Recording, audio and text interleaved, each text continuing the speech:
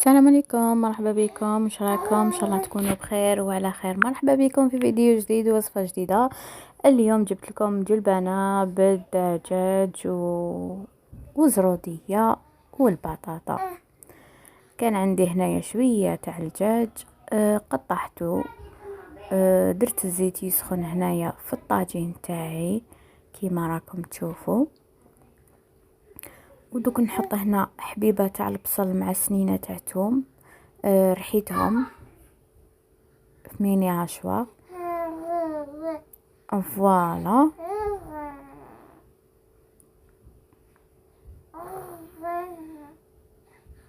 خفيفة وطيب بالخف، يعني ما تشدش اليد.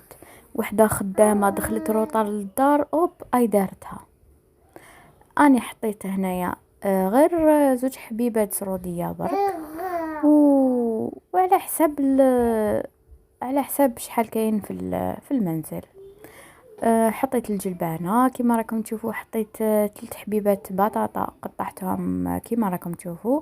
درت الكركم، الملح، فلفل الكحل والعكري. درت الحشيش، شويه حشيش او القزبر.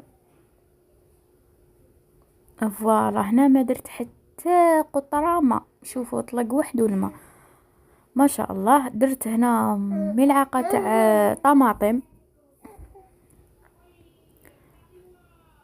واحد، الريحة راهي تطلع ما شاء الله ولا أروع. نتمنى تجربوا الوصفة هذه، سهلة سهلة جدا.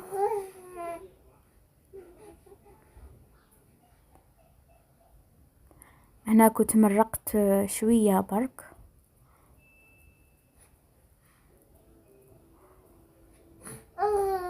وزدت لها شوية حشيش من الفوق باسكو وبدا يدخلها طياب، تخلها طياب. ودوك نقدمها لكم في صحن تقديم. ها هي واجده. ما عليا غنقول لكم شهيتكم في الجنة بصحتكم في فيديو آخر، وصفة جديدة. السلام عليكم ورحمة الله.